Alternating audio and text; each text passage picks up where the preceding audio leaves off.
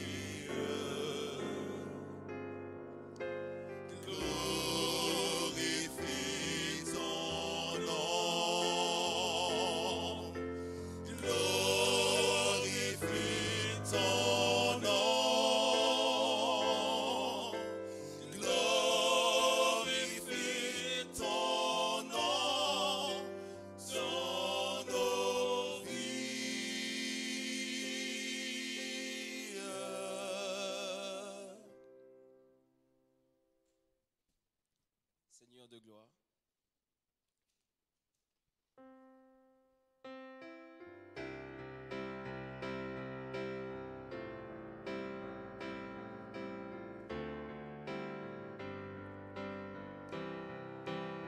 Seigneur de gloire, nous t'adorons, tu es digne d'être loué. Seigneur de gloire, nous t'élevons, tu es digne d'être adoré. Car ton nom est Adonai, car ton nom est El Shaddai. Nous élevons nos voix pour t'adorer, Seigneur, car tu es digne d'être loué. Car ton nom est Adonai, car ton nom est El Shaddai. Nous élevons nos voix pour t'adorer, Seigneur, car tu es digne d'être loué.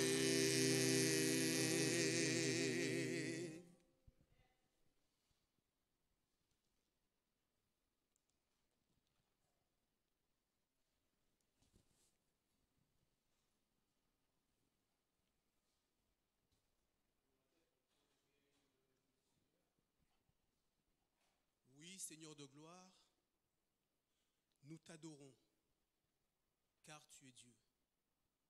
Nous savons, Seigneur, que sans toi, nous ne sommes rien. Alors viens, Seigneur, remplis notre cœur, au nom de Jésus.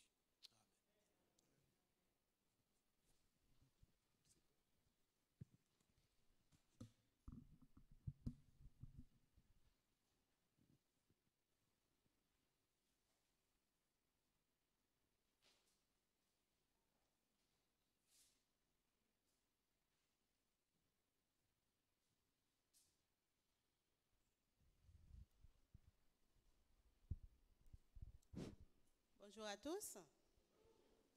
Bonjour.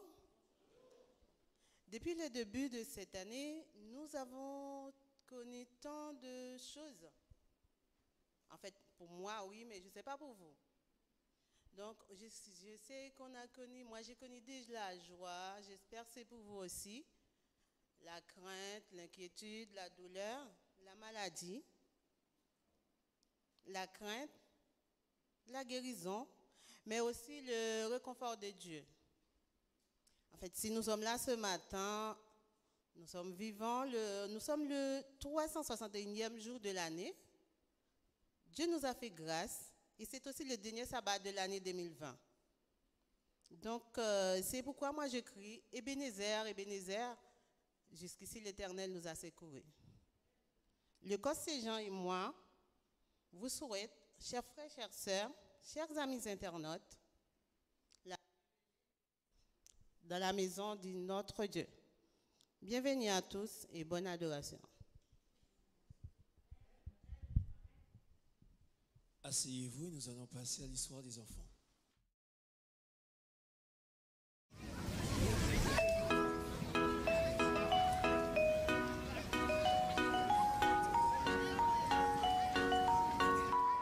Bonjour les enfants, comment allez-vous? Nous sommes heureux de vous présenter le moment des enfants. Bonjour les enfants, nous vous présentons le dernier sabbat de cette année. Nous vous encourageons par ces versets. Installez-vous et soyez attentifs. Les derniers jours de l'année sont souvent l'occasion de se rassembler. Ils sont très attendus et célébrés. Il y a sûrement eu un jour cette semaine où vous avez été plutôt gâtés. Vous avez revu des personnes qui vous aimaient très fort.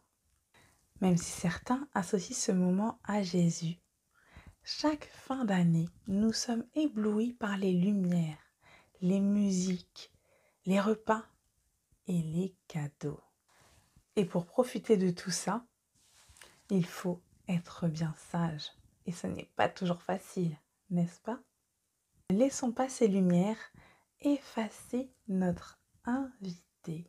Vous savez, celui qui toute l'année distribue ses cadeaux à tous de façon illimitée. Et attention, Jésus ne nous demande pas d'être sages pour obtenir ses cadeaux. Si nous acceptons de le laisser entrer dans notre vie, il se charge du travail. Son but est de nous rendre heureux. Les cadeaux qu'il nous offre ne sont pas limités à un mois de l'année. Il suffit de regarder autour de nous pour nous en apercevoir. Je t'invite d'ailleurs à prendre une feuille de papier et à noter avec maman et papa tous les bienfaits de l'année. Oui, cette période de l'année ne doit pas nous faire oublier le projet que Jésus avait pour nous lorsqu'il est venu sur terre. Car je connais les projets que j'ai formés sur vous, dit l'Éternel. Projets de paix et non de malheur, afin de vous donner un avenir et de l'espérance. Conscient des faiblesses de notre caractère, sachant les bêtises que nous étions capables de faire, Jésus a pris la décision de quitter le ciel pour nous. Son amour pour nous est immense. Souvenons-nous, lorsque nous avons peur, lorsque nous sommes inquiets, lorsque nous sommes tristes, que son amour est inconditionnel. Il nous aime quoi qu'il arrive. Le Seigneur notre Dieu est rempli de compassion et de pardon. Pourtant, nous nous sommes révoltés contre lui. Mais parce qu'il nous aime, qu'il veut nous voir heureux, et surtout qu'il veut que nous puissions profiter de tout ce qu'il a prévu pour nous, il nous donne des conseils. Que ce livre ne s'éloigne point de ta bouche. Médite-le jour et nuit pour agir fidèlement selon tout ce qui y est écrit. Car c'est alors que tu auras du succès dans tout ce que tu entreprendras. Il tient à nous rassurer. En cas de bêtise, le plan ne change pas. Il nous accompagne. Si mon peuple, sur qui est invoqué mon nom, s'humilie, prie, recherche ma face, et s'il se détourne de ses mauvaises voies, je l'exaucerai des cieux, et je lui pardonnerai son péché, et je guérirai son pays. Amen. Une merveilleuse promesse, n'est-ce pas? Le grand projet de Dieu pour nous est de nous accueillir au ciel. Et Jésus n'a pas hésité à donner sa vie afin que nous puissions être auprès de lui. Alors que les jours passent et que les lumières continuent de briller, n'oublions pas de célébrer Jésus, de célébrer sa bonté, de célébrer sa patience, de célébrer son amour. Ne gardons pas ce projet secret et choisissons de briller pour Jésus en donnant de l'amour. En cas de dispute, il nous indique la marche à suivre. Supportez-vous les uns les autres, et si l'un a sujet de se plaindre de l'autre, pardonnez-vous réciproquement, de même que Christ vous a pardonné, pardonnez-vous aussi. Colossiens 3, verset 13. Les enfants, n'oublions pas que nous sommes en mission. Dieu nous a donné toutes les armes afin de pouvoir nous préparer.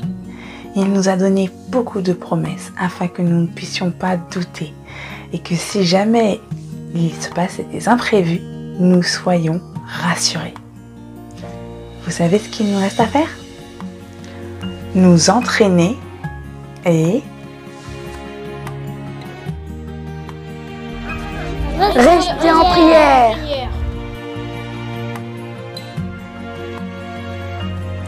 Rester en prière.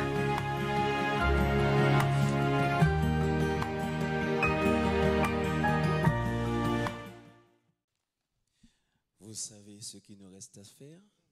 Nous entraider et rester en prière. Moment de repentance. J'ai demandé à certains membres de cette église et ailleurs de me donner leur avis sur ce que représente la repentance pour eux. Néova est ici présente. La vraie repentance commence quand on prend la résolution de ne plus commettre ce péché qui nous prive de la gloire de Dieu. Pour Benita, je la cite, c'est vivre ce moment où je me sens porté au plus près du Seigneur. Vivre ce temps dans la sincérité, me dévoiler totalement devant Dieu et avec mes mots les plus simples, demander pardon. Daniel, compère des Antilles, a retenu l'image du larron sur la croix et il dit à Jésus, souviens-toi de moi quand tu viendras dans ton règne. Jésus lui répondit, je te le dis en vérité, aujourd'hui tu seras avec moi dans le paradis. Ce brigand qui avait passé une partie de sa vie à voler, à faire le mal, il avait entendu parler de Jésus et savait que Jésus était le Fils de Dieu. Il a reconnu ses fautes, a réclamé le pardon, ses fautes ont été pardonnées et une place lui a été réservée au ciel. Seigneur, je souhaite sincèrement vivre selon tes principes. Mon seul désir est de vivre avec toi dans ton paradis.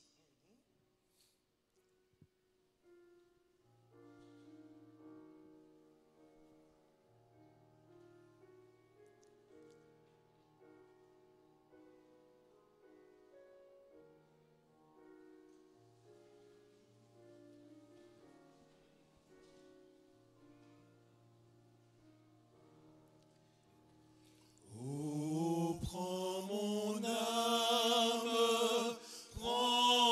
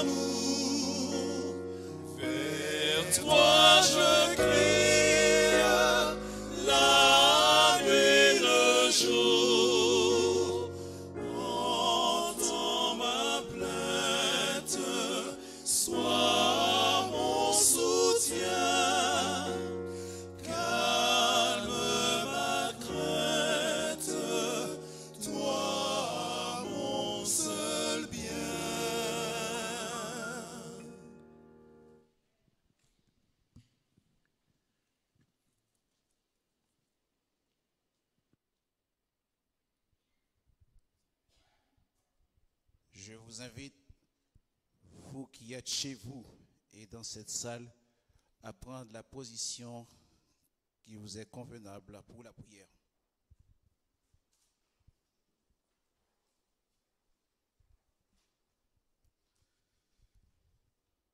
Éternel notre Dieu, notre Père, Créateur du ciel et de la terre, toi qui vis et règnes éternellement, nous voulons te louer, te glorifier, car tu en es digne. Nous voulons t'acclamer, Seigneur, parce que tu es notre Dieu et tu es notre Rédempteur. Que ton nom soit glorifié, soit exalté. Merci pour le privilège que tu nous donnes d'être dans ta maison, Seigneur, ce matin, Seigneur, notre Dieu. Oui, si nous sommes là, c'est l'effet de ta grâce, alors que ton nom soit élevé. Nous voulons, Seigneur, nous repentir devant ta face, Seigneur, notre Dieu. Prends notre âme, Seigneur, notre Dieu. Prends-la, Seigneur. Transforme-la. Purifie notre âme, ô notre Dieu Rédempteur. Oui, Père éternel, purifie notre âme et notre lèvre, afin que nos lèvres prononcent des paroles plaisantes devant ta face. Nous sommes venus avec nos faiblesses, nos imperfections, nos manquements, nos mauvaises pensées, nos mauvais traits de caractère, tout ce que nous avons dit ou fait au cours de la semaine qui t'a déplu. Nous venons tout déposer à tes pieds. S'il te plaît, Père, étends tes mains sur chacun de nous et efface nos transgressions au nom de Jésus. Car Jésus a dit, si vous demandez quelque chose en mon nom, le Père vous l'accordera. Alors nous avons la certitude que tu nous pardonnes de nos péchés, que tu nous pardonnes nos fautes, Seigneur, parce que nous te le demandons dans le nom de Jésus. Père, nous te prions de visiter aussi ceux qui sont dans les hôpitaux, tous ceux qui sont malades, qui luttent après une guérison, ceux qui sont frappés par le deuil, le chagrin. Tu connais les souffrances de tes enfants, Seigneur. Père éternel, en ce sabbat où tu as des plus riches bénédictions pour tes enfants, visite tes enfants dans le monde entier. Console-les, Seigneur notre Dieu. Apporte le soulagement là où il faut et la guérison si telle est ta volonté. Je te présente les dîmes et les offrandes, Seigneur, que tes enfants ont préparé, Seigneur notre Dieu, à porter dans ta maison, que tu puisses bénir ces fonds afin qu'ils proclament ton nom dans le monde entier, que ces fonds puissent utiliser à bon escient, Seigneur, pour l'avancement de ta cause. Merci aussi, Seigneur, de visiter, Seigneur, les autorités de ce pays, Seigneur notre Dieu. Tu connais les décisions qu'ils prennent, Seigneur. Alors puisses-tu les accorder la sagesse, l'intelligence dans tout ce qu'ils le prennent, Seigneur, afin que les décisions soient favorables et que tes enfants puissent continuer à bénéficier de la liberté religieuse pour annoncer ton évangile de paix. Merci pour tous tes bienfaits. Gloire à toi au plus haut des cieux. Bénis ce programme, Seigneur notre Dieu, que nous t'offrons. Bénis ta parole, Seigneur, de vérité que nous allons offrir, Seigneur notre Dieu, ce jour. Merci pour tout. Une fois de plus, pardonne, console, soulage, au nom du Père, du Fils et du Saint-Esprit. Amen.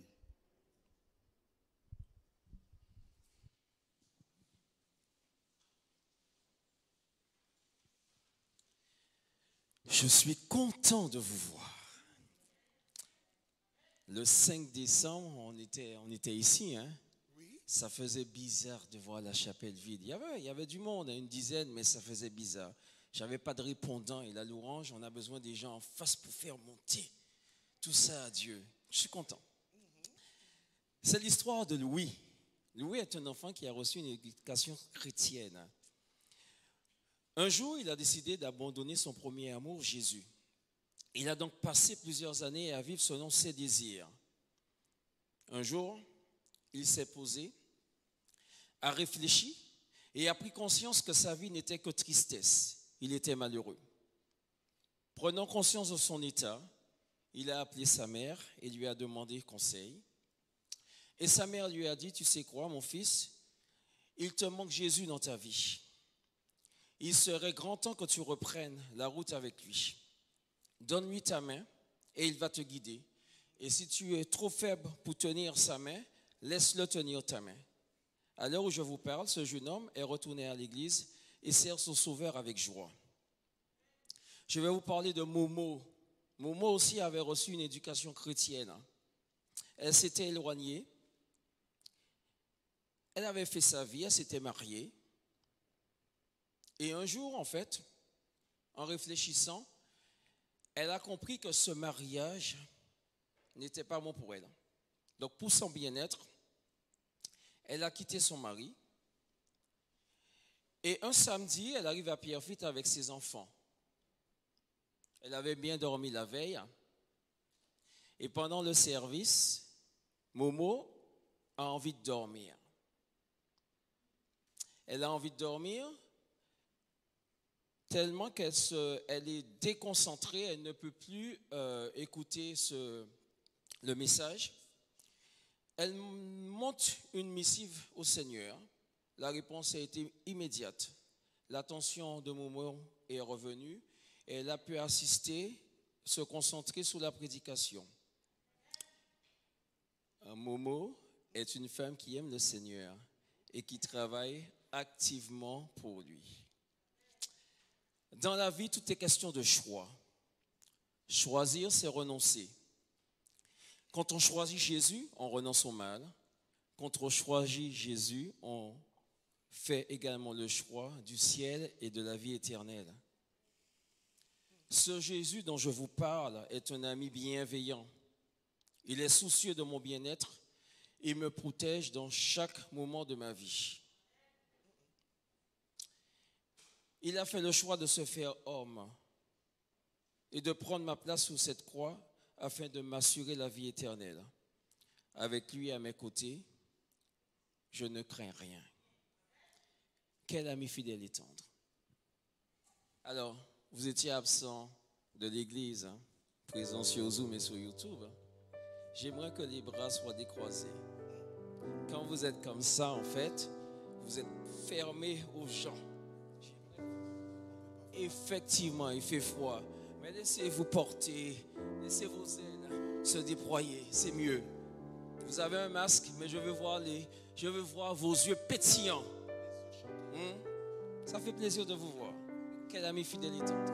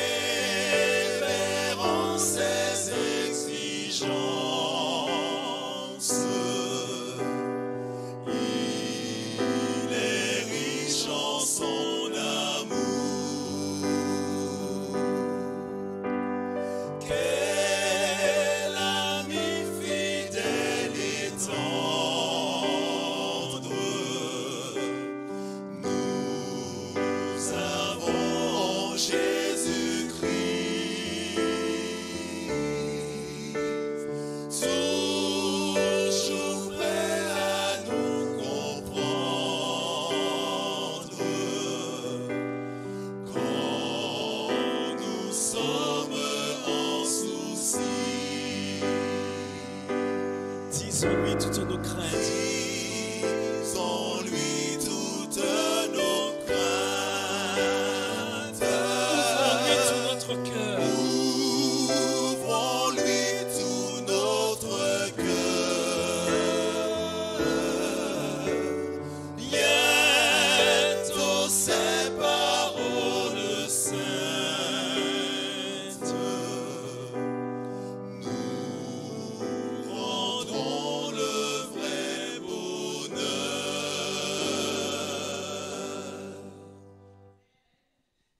Et il te dit, ne crains rien, je t'aime, je suis avec toi. quel que soit ce qui se passe, quel que soit ce qui va se passer, restons les pieds ancrés en Jésus. Moi, j'ai fait le choix. Nous avons tous fait le choix. Momo, Nirva, Daniel, nous avons tous fait le choix d'être avec lui.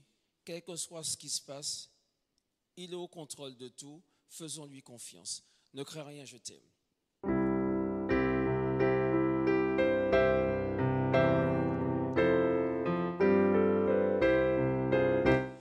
Ne crains rien, je t'aime, je suis avec toi.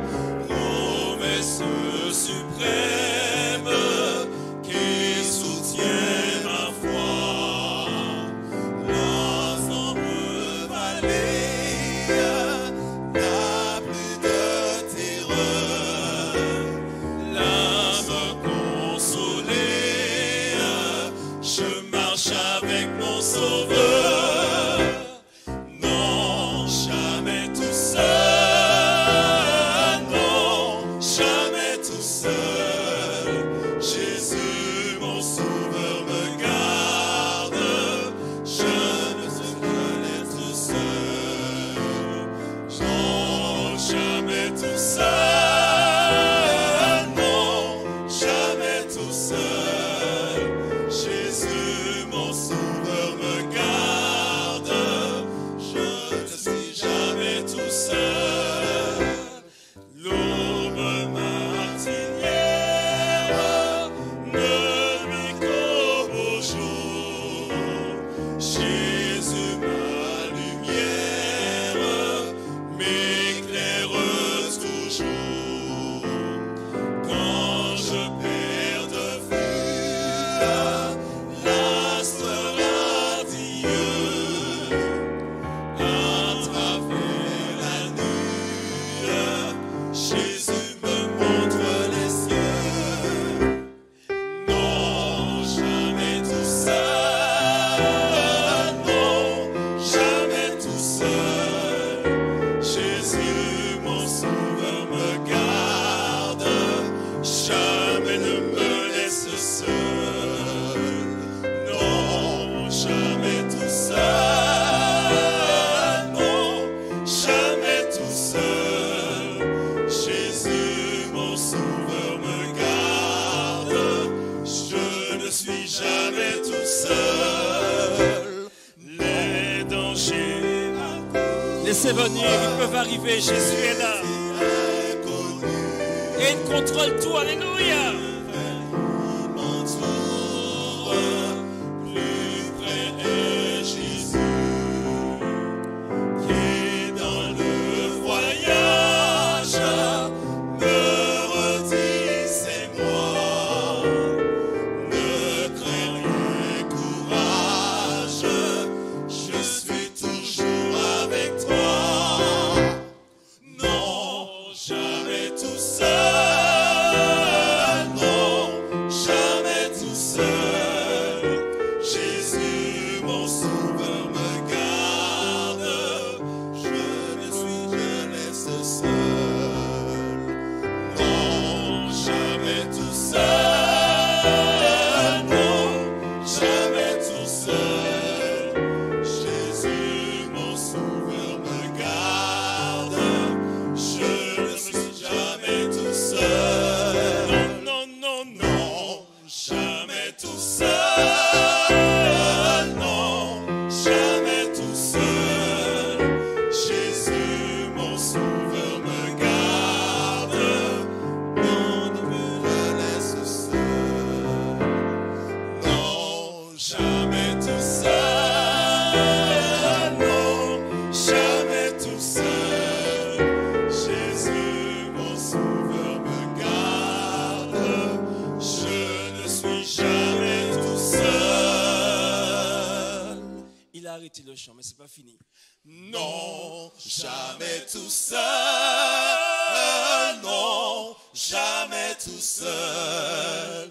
Jésus, mon Sauveur, me garde. Jamais ne me laisse seul.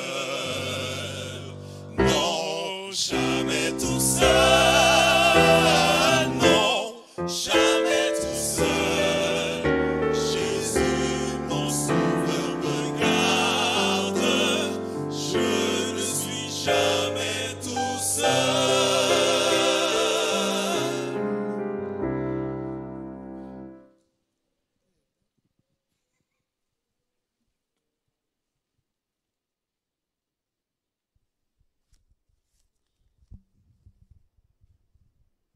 Non, jamais tout seul, car sa promesse est certaine.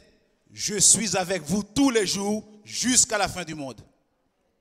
Dans Deutéronome 8, le verset 17 et 18, il est dit: garde-toi de dire en ton cœur, ma force et la puissance de ma main m'ont acquis des richesses. Souviens-toi de l'Éternel ton Dieu, car c'est lui qui te donnera de la force pour les acquérir, afin de confirmer, comme il le fait aujourd'hui, son alliance qu'il a jurée à tes pères. Dieu exerce sa bienveillance envers nous, et cela doit être réciproque, mes frères et sœurs.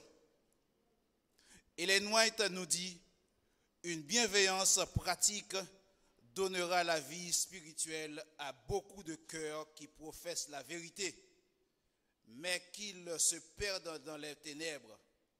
Ils seront transformés d'égoïstes, de cupides, de fidèles adorateurs de Mammon. Ils deviendront de fidèles ouvriers de Christ pour le salut des pécheurs. Testimony for the volume 3. Martin Luther a dit: j'ai tenu beaucoup de choses dans ma main et j'ai tout perdu, mais je possède encore tout ce que j'ai mis dans les mains de Dieu. Nous sommes partenaires de Dieu pour faire connaître les bienfaits de sa bienveillance. En bénissant les autres, nous recevons des bénédictions également. Alors que nous donnons aujourd'hui, nous serons une bénédiction pour d'autres et nous serons bénis. Soyez une bénédiction aujourd'hui, mes frères et sœurs. Alors que vous êtes chez vous, bien installés dans les canapés ou quel que soit l'endroit, vous avez préparé des offrandes et des dîmes pour mettre de côté pour l'Éternel. Faisons-le généreusement. Alors que Lucienne va passer dans les rangs ici pour recueillir des dîmes et des offrandes, je vous ferai savoir qu'il y a un arbre de reconnaissance. Ce n'est pas un sapin, mais c'est un arbre de reconnaissance. Pourquoi? Si vous êtes reconnaissant envers Dieu, tout ce qu'il a fait pour vous au cours de cette année, alors nous aurons une rencontre jeudi soir pour rendre gloire à Dieu pour cette fin d'année, pour tout ce qu'il a fait pour nous au cours de cette année. Alors il y a des petites enveloppes qui sont à votre disposition. Vous en prenez et vous préparez votre offrande de reconnaissance. Si vraiment vous êtes reconnaissant, vous êtes partenaire de Dieu, pour faire connaître les bienfaits de sa bienveillance. En bénissant les autres, vous recevez une bénédiction. Alors, que Dieu vous bénisse. Les enveloppes sont à votre disposition. En attendant, les chants vont nous chanter entre tes mains, j'abandonne.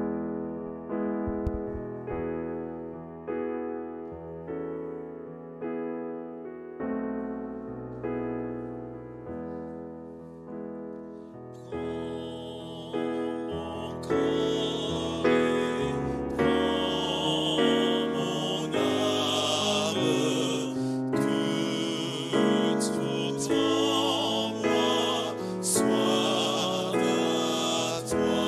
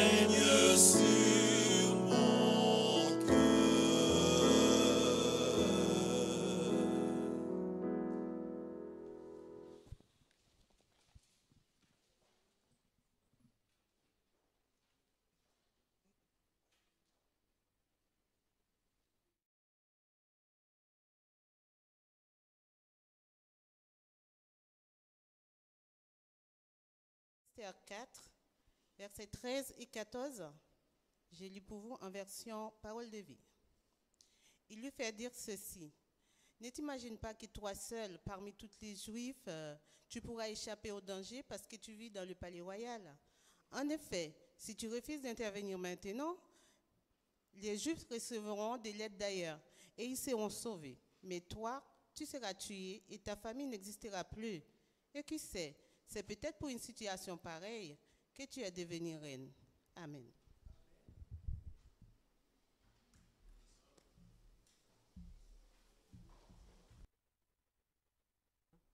Non,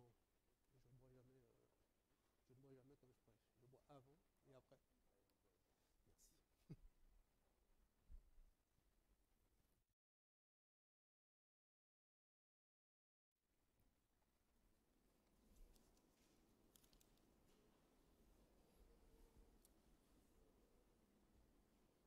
Comment allez-vous?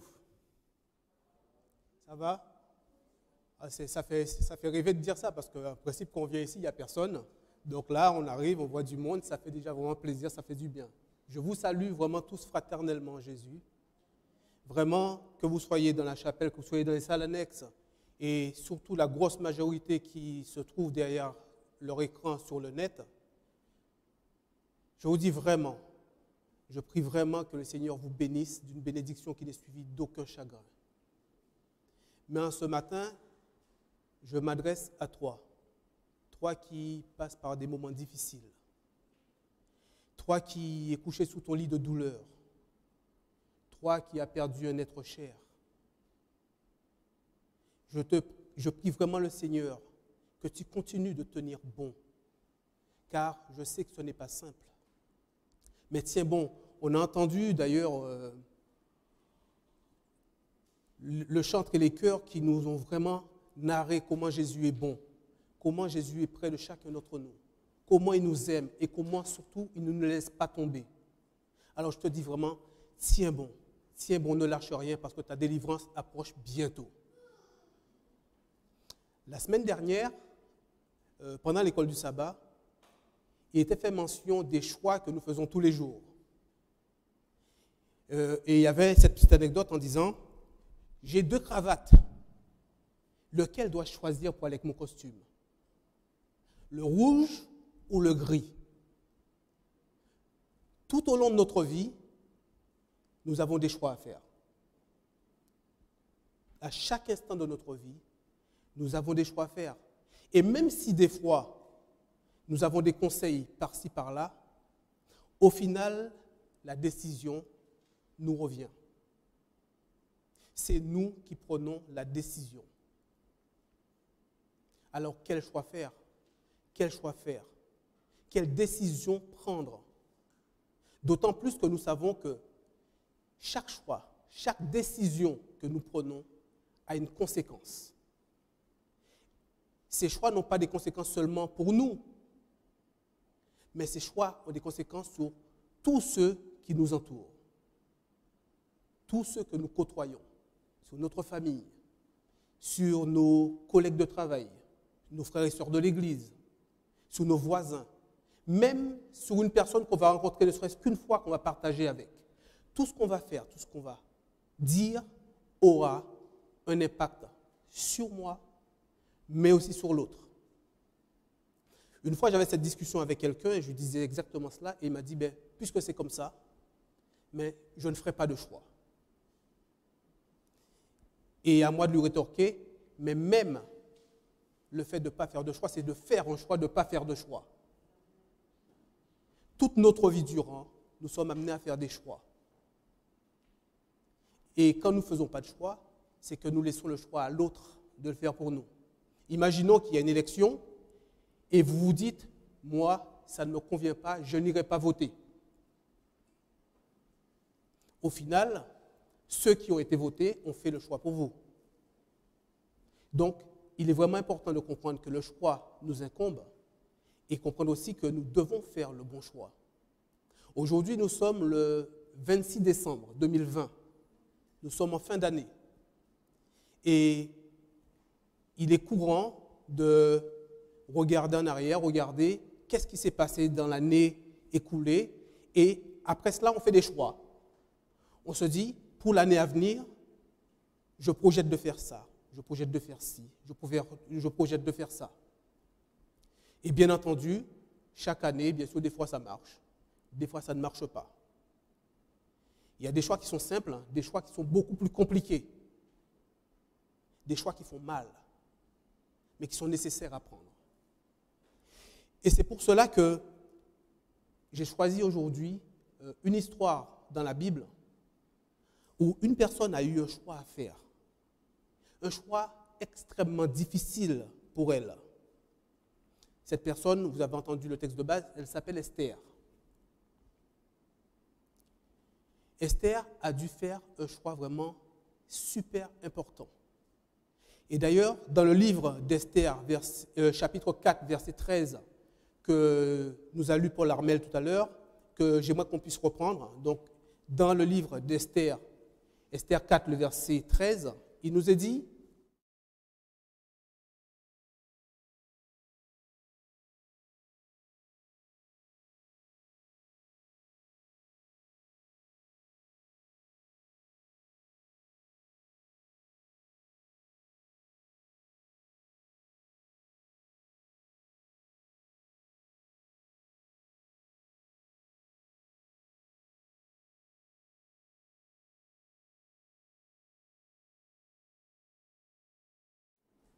Alors, dans cet extrait que nous venons de lire, c'est Mardochée qui parle, qui donne ce conseil à Esther, qui est sa cousine, sa petite cousine. Esther est devenue reine des Mèdes et des Perses. Et devant une situation très préoccupante, Mardochée va lui dire, surtout, prends la bonne décision. Réfléchis bien, prends la bonne décision. Mais pour comprendre ce qui se joue là, j'aimerais qu'on puisse revenir dans le contexte, comprendre pourquoi en est-on arrivé là. Tout commence avec la déportation des enfants d'Israël.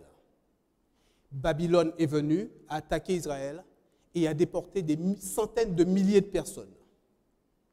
Par la suite, Babylone a été renversée par les Mèdes et les Perses. Et de ce renversement jusqu'au moment où se trouve cette histoire, 3 rois se sont succédés. Le premier s'appelait Cyrus. Et Dieu avait dit qu'il enverrait justement ce Cyrus donner un décret pour libérer à nouveau le peuple. Et cette histoire, on le trouve dans Ésaïe 44, le verset 28. Ésaïe 44, verset 28, on lit: je dis de Cyrus, il est mon berger, et il accomplira toute ma volonté. Il dira de Jérusalem qu'elle soit rebâtie, et du temple qu'il soit fondé. Nous voyons donc que sous l'influence de Dieu, Cyrus a permis au peuple de retourner dans le pays. Près de 50 000 enfants en captivité ont profité de ce décret. Mais 50 000, comparé à des centaines de milliers, ce n'était qu'une goutte d'eau. Une goutte d'eau, alors que des enfants en captivité ont eu l'opportunité de retourner dans leur pays, seule une infime partie a décidé d'obéir. Seule une infime partie a décidé finalement d'écouter ce que Dieu avait à dire. 20 ans ont passé, un peu plus de 20 ans ont passé. Cyrus a laissé la place à Darius. Et là encore, Dieu va intervenir. Dieu va toucher le cœur de Darius, qui lui aussi va émettre un décret pour que les enfants d'Israël soient à nouveau libérés, pour qu'ils puissent à nouveau retourner dans leur terre. Mais fort de ce qui s'était passé avant, il ne fera pas que ça. Il va aussi susciter des prophètes pour vraiment mettre dans le cœur des enfants d'Israël ce changement, ce désir de faire ce choix de retourner. Et dans Zacharie donc 2, les versets 6 à 7,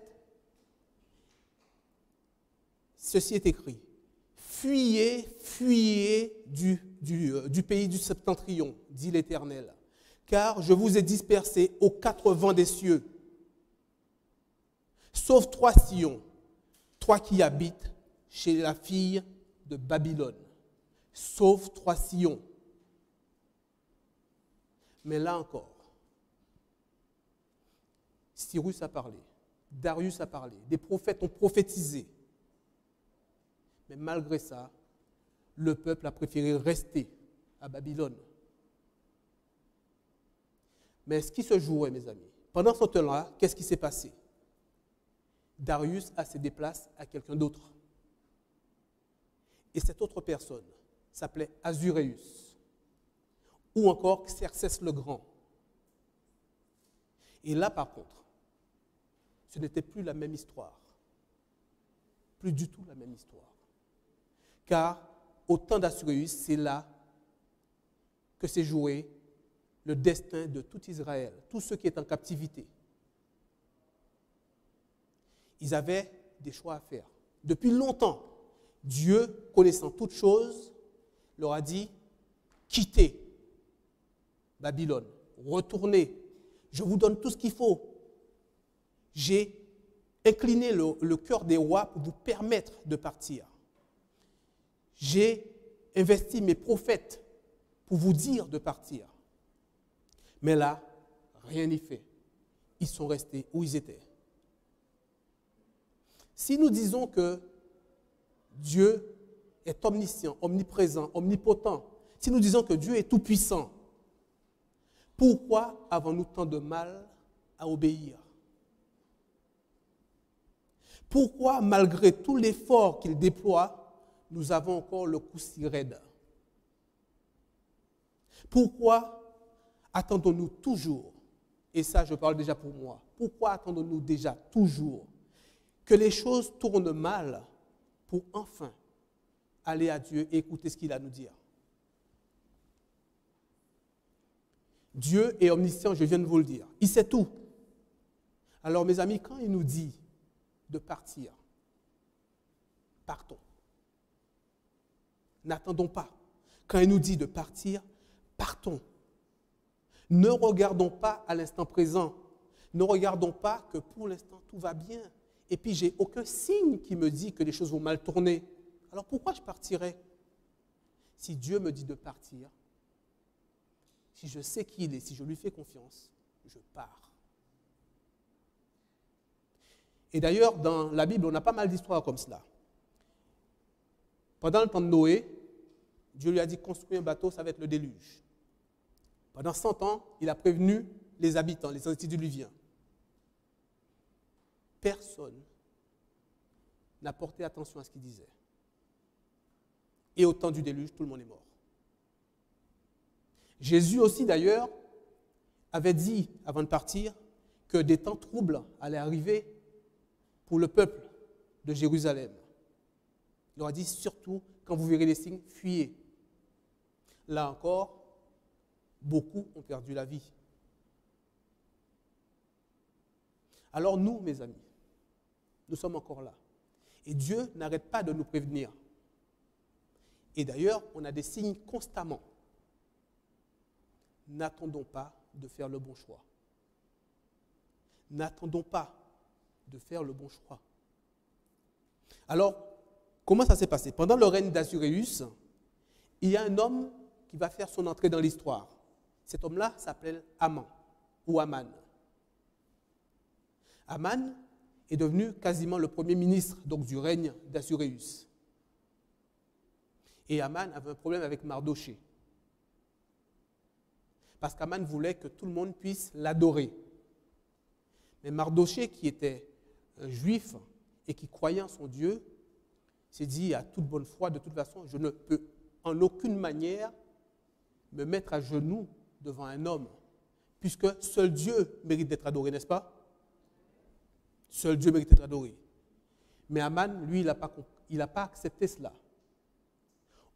Mais maintenant, j'ai envie de dire, ok, je suis Haman, il ne veut pas m'adorer, ben, j'ai tout pouvoir, je peux faire ce que je veux, donc je vais détruire cet homme. Mais Haman n'a pas fait cela.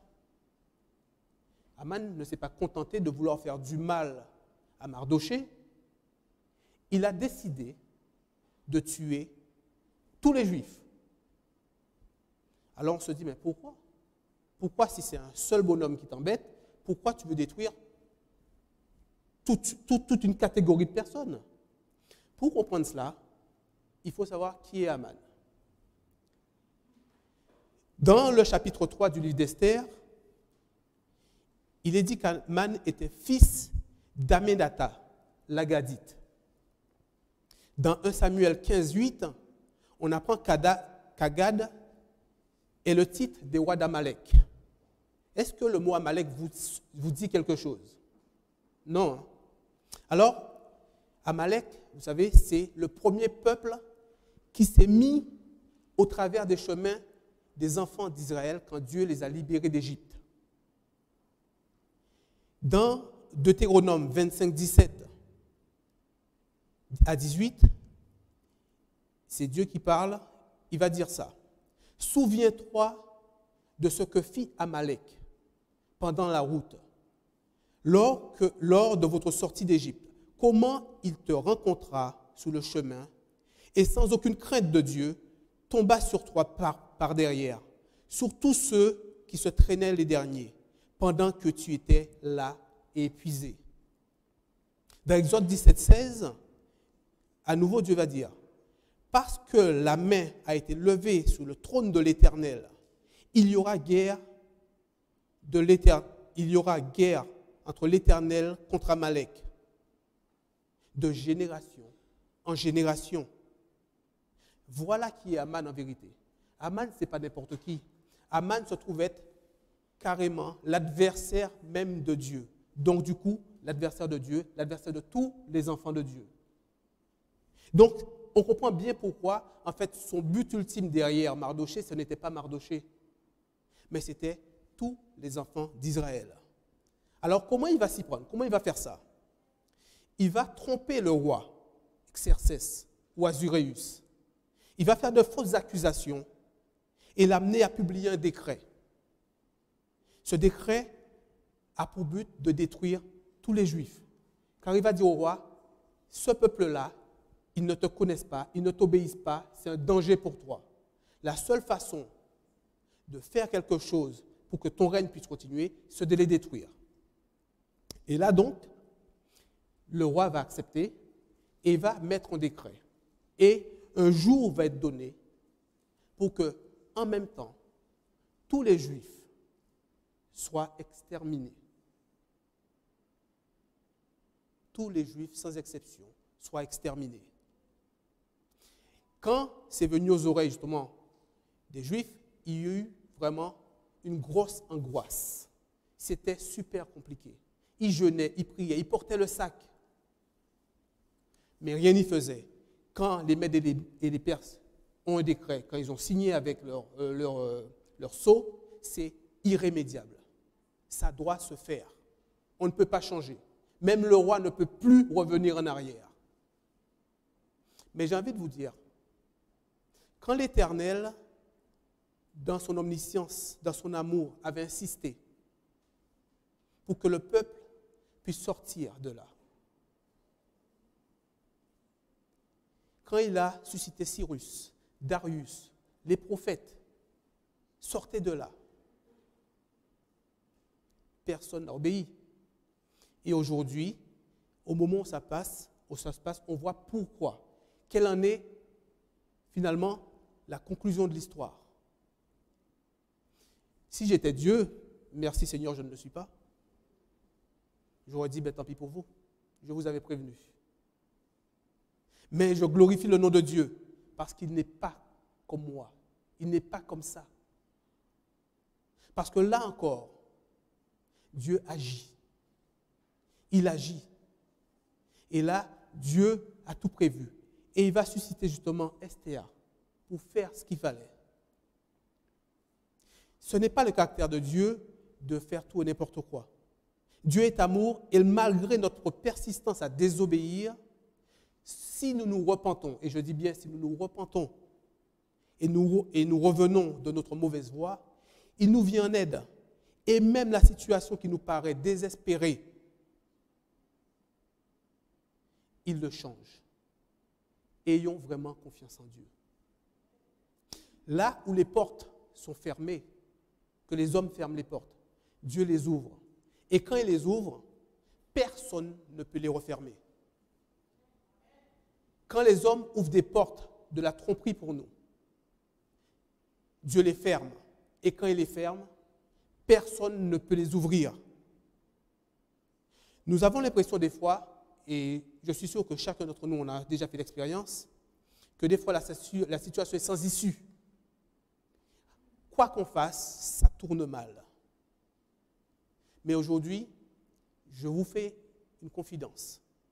Il est temps pour nous d'arrêter de regarder avec nos yeux de chair.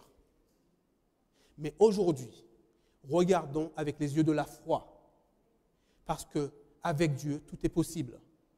Alors faisons ce bon choix. Alors Esther, ayant eu vent de ce qui se tramait, et ayant pitié pour son oncle qui avait aussi revêtu le sac, va apporter des habits, va aller, il va lui dire, mais arrête, ne te mets pas en spectacle parce que tu vas te tuer toi aussi. Reviens. Mais dans Esther 4, le verset 11, il y aura une réponse à cela. Esther, quand Mardoché va lui dire, il faut que tu fasses quelque chose, il va dire cela à Mardoché. Donc chapitre 4, verset 11, il va dire à Mardoché, tous les serviteurs du roi et le peuple de province du roi savent qu'il existe une loi portant peine de mort contre quiconque, homme ou femme, entre chez le roi, dans la cour intérieure, sans avoir été appelé. Celui-là seul a la vie, sauve, à qui le roi rend le sceptre d'or. Et moi, dit Esther, je n'ai point été appelé auprès du roi depuis plus de 30 jours. À votre avis, est-ce que Esther a raison d'avoir peur? Non? Imaginons, si elle n'est pas invitée et qu'elle rentre, elle meurt. Elle n'a aucune raison d'avoir peur? Humainement, elle devrait avoir peur. Mais comme je vous l'ai dit précédemment, si c'est Dieu qui m'envoie, je ne crains rien. Si c'est Dieu qui m'envoie, je ne crains rien. Amen. Aujourd'hui, nous avons plein de lois qui sont votées. Des lois qui, quand on les regarde, on se dit, mais c'est juste pas possible. Comment le gouvernement a pu voter des lois pareilles? Mais seulement, c'est des lois qui sont votées. Et si on n'obéit pas à ces lois, on devient hors la loi. Normal. Maintenant, Dieu aussi nous a donné des lois. Donc la question, à qui dois-je obéir? À qui dois-je obéir? Sachant de toutes les façons, si je n'obéis pas à la loi des hommes, il y aura des conséquences.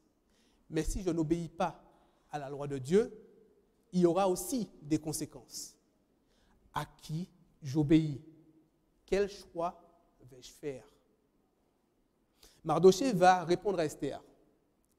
Il va lui dire, ne t'imagine pas, et c'est ce qu'on a lu dans le chapitre 4, verset 13, ne t'imagine pas que tu échapperas seul d'entre les Juifs, parce que tu es dans la maison du roi. Ne t'imagine pas que parce que tu es à côté du roi, dans son palais, quand il va exterminer tout le monde, tu en réchapperas. Est-ce que nous sommes dans la maison du roi, nous? C'est quoi être dans la maison du roi? Être dans la maison du roi, c'est dire, puisque c'est comme ça, puisque c'est voté, je suis le chemin. C'est avoir cette impression de sécurité qu'on a aujourd'hui. On est ici, la plupart d'entre nous, nous mangeons à notre faim, nous sommes chauffés, nous habitons. Nous avons un semblant de sécurité. Mais ces derniers temps, nous avons aussi pu voir que rien était capable de tout bouleverser. Qu'un petit virus qu'on ne voit même pas est capable de bloquer tout un pays. Enfin, un pays, tous les pays du monde. qu'est-ce que nous devons faire? Est-ce que nous devons rester dans la maison du roi ou est-ce que nous devons obéir à Dieu?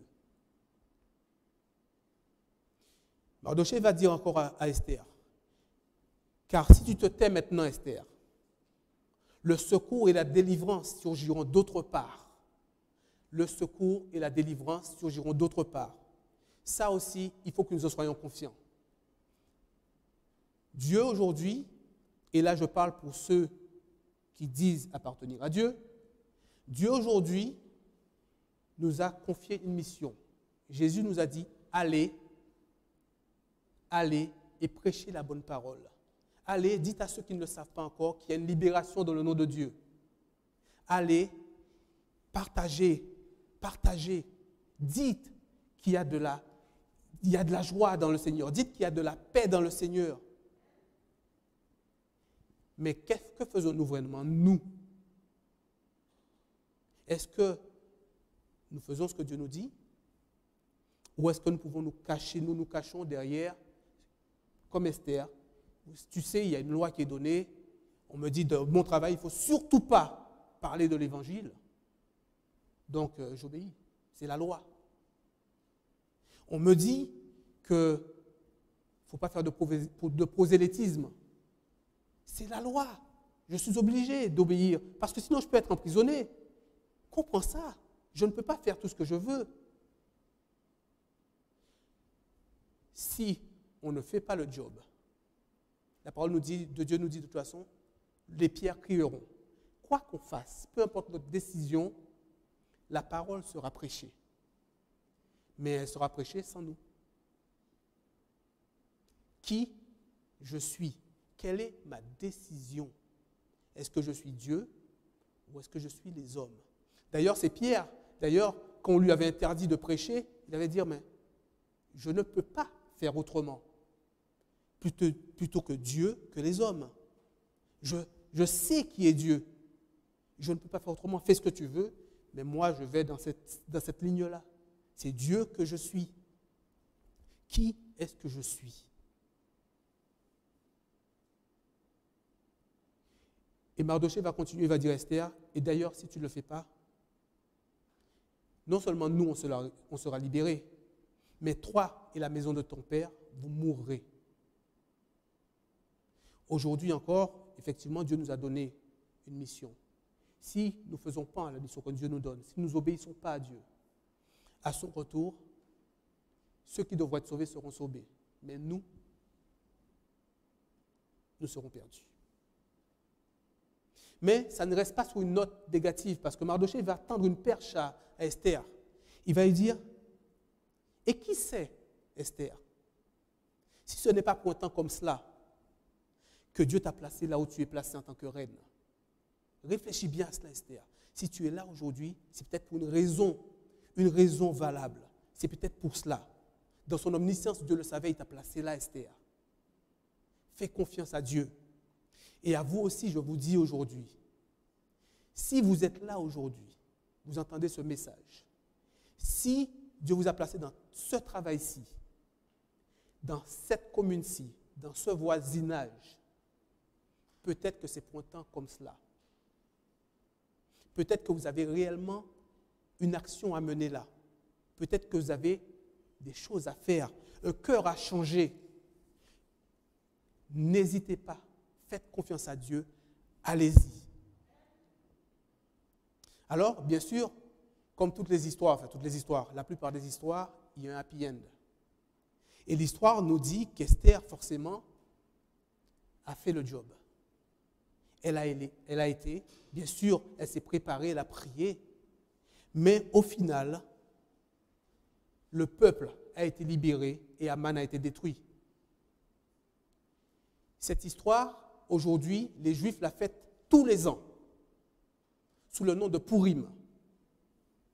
Purim qui veut dire sort, car c'était par le sort que le jour avait été fixé pour les détruire. Et c'est aussi par le sort qu'Aman a été détruit. Dans le livre Prophètes et Rois, chapitre 49, la servante de notre Seigneur nous dit ceci. C'est ainsi que Dieu ramena son peuple élu en faveur à la cour médo-perse, rendant possible la réalisation de son dessein de les restaurer dans leur propre pays. Mais ce n'est que plusieurs années plus tard, dans la 7e année d'Artaxerxès Ier, donc le successeur de Xerxès le Grand Assuérus, qu'un grand nombre, finalement la plupart des Juifs, retourna à Jérusalem. Les expériences éprouvantes qui sont venues au peuple de Dieu à l'époque d'Esther n'étaient pas propres à cet âge seul. Le révélateur, regardant les âges jusqu'à la fin des temps, a déclaré « Le dragon était en colère contre la femme et est allé faire la guerre avec le reste de sa postérité, qui garde les commandements de Dieu et le témoignage de Jésus. Certains qui vivent aujourd'hui sur la terre verront ces paroles s'accomplir. Le même esprit qui, dans le passé, a conduit les hommes à persécuter la véritable Église, conduira à l'avenir à la poursuite d'une voie similaire envers ceux qui maintiendraient leur fidélité à Dieu. Même maintenant, des préparatifs sont en cours pour le dernier conflit. Même maintenant, des préparatifs sont déjà en cours. Alors ne perdons pas de temps. Le décret qui sera finalement publié contre le reste du peuple de Dieu sera très similaire à celui publié par Assuérus contre les Juifs. Aujourd'hui, les ennemis de la véritable Église voient dans la petite troupe gardant le commandement du sabbat un Mardochée à la porte. Le respect du peuple de Dieu pour sa loi est une réprimande constante pour ceux qui ont rejeté la crainte du Seigneur et qui piétinent son sabbat. Satan suscitera l'indignation contre la minorité qui refuse d'accepter les coutumes et les traditions humaines. Des hommes de position et de réputation se joindront aux anarchiques et aux vils pour prendre conseil contre le peuple de Dieu. La richesse, le génie, l'éducation se combineront pour les couvrir de mépris. Les dirigeants persécutant les ministres et les membres de l'Église conspireront contre eux, avec voix et plumes, par vantardise, menaces et ridicule. Ils chercheront à renverser leur foi par de fausses représentations et des appels fâchés. Les hommes attiseront les passions du peuple, n'ayant pas, ainsi dit l'Écriture, à opposer aux avocats des sabbats bibliques. Ils recourront à des actes d'oppression pour combler leur manque, pour assurer la popularité et le favoritisme. Les législateurs céderont à la demande de la loi du dimanche. Mais ceux qui craignent Dieu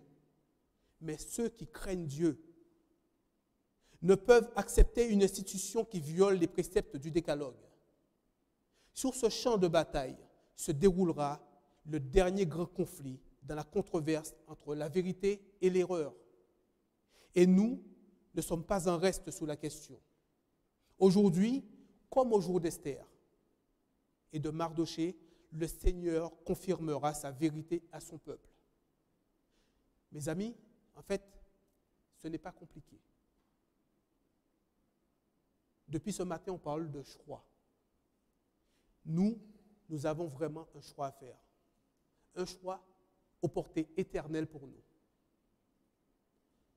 Ce choix-là n'est pas facile.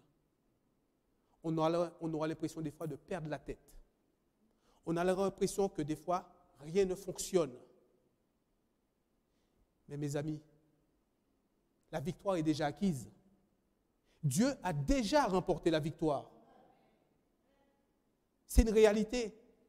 N'ayons pas peur. Dieu a déjà remporté la victoire. Peu importe ce que les hommes vont essayer de vous faire, peu importe ce qui peut se passer, peu importe ce qui va être dit, vous perdrez peut-être votre travail. D'ailleurs, moi qui suis devant vous aujourd'hui, je devais travailler ce matin. Alors que ça fait je ne sais pas combien d'années depuis que je suis baptisé. Dans mon travail, tout le monde sait que mon samedi est réservé. À chaque fois que je dois présenter quelque chose à l'église, à chaque fois que j'ai une intervention, ils me mettent à travailler. Mais je suis heureux, mes amis, car Dieu est grand. Parce que quand on se positionne pour Dieu, il agit. Vous savez, j'ai un collègue, alors que je ne lui ai rien demandé, il est venu me dire, j'ai besoin de prendre ta journée aujourd'hui. Je lui ai dit, mais elle est à toi. Elle est à toi. Dieu est grand. Faisons confiance au Seigneur. Alors, peu importe où vous vous trouvez, peu importe la situation dans laquelle vous vous trouvez, faisons confiance à Dieu. Encore une fois, je vous le dis, ça ne va pas être facile tous les jours. Enfin, si, c'est facile. Dieu est grand. On lui fait confiance et il nous donnera la force nécessaire pour agir. Que Dieu soit béni et qu'il vous bénisse pleinement. Amen.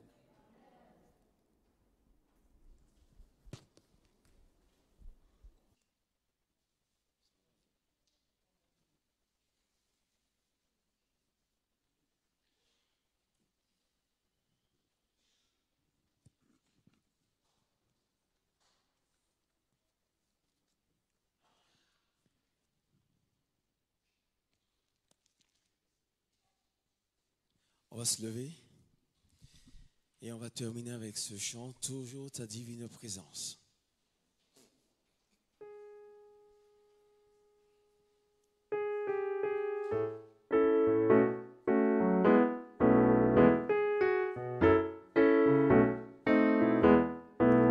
Toujours ta divine présence, jette un rayon sur mon chemin. Joyeux, je m'avance, je n'ai pas peur du lendemain. Où tu voudras, je veux te suivre, agneau de Dieu, conduis mes pas.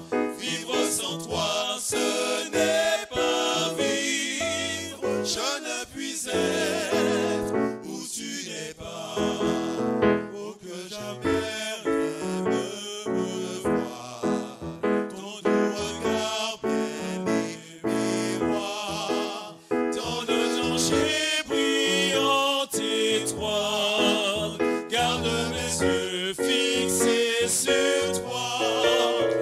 Tu voudras, je veux te suivre, agneau de Dieu, conduis mes pas.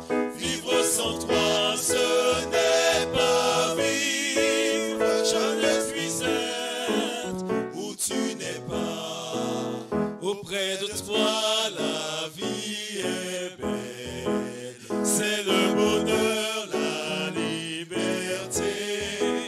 C'est une jeunesse éternelle, c'est le ciel, la félicité. Où tu voudras, je veux te suivre, agneau de Dieu, conduis mes pas. Vivre sans toi, ce n'est pas vivre, je ne puis être où tu n'es pas.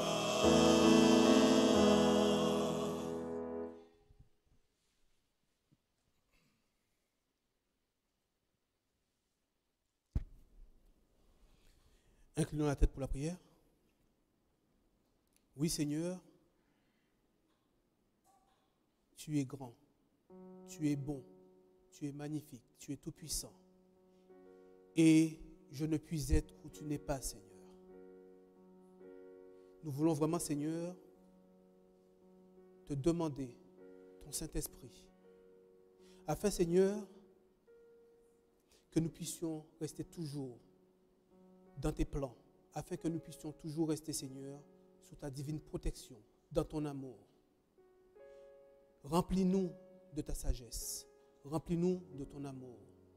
Donne-nous ta paix, Seigneur, afin, Seigneur Dieu, que peu importe les vicissitudes de la vie, nous puissions toujours garder les yeux fixés sur toi.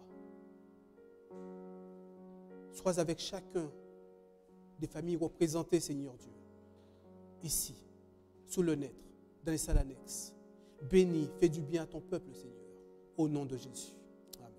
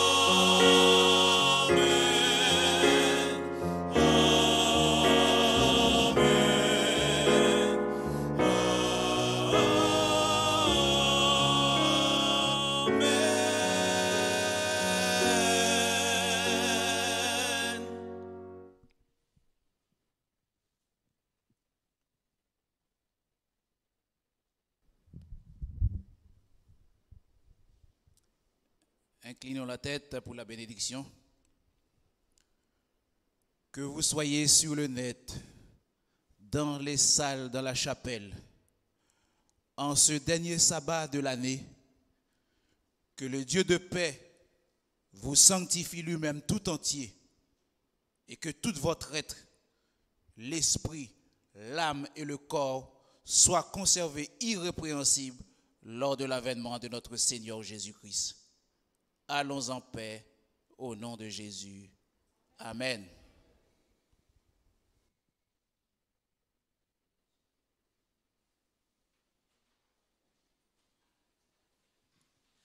Alors que le diaconat va organiser la sortie, nous allons reprendre toujours ta divine présence.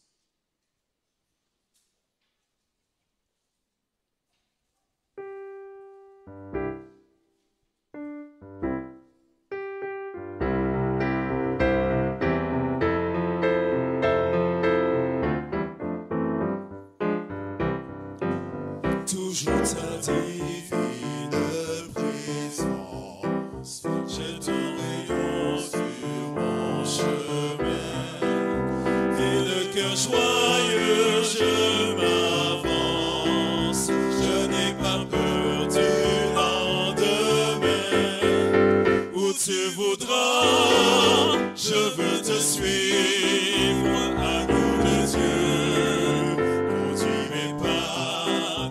Vivre sans toi, ce n'est pas vivre. Je ne puisais où tu n'es pas.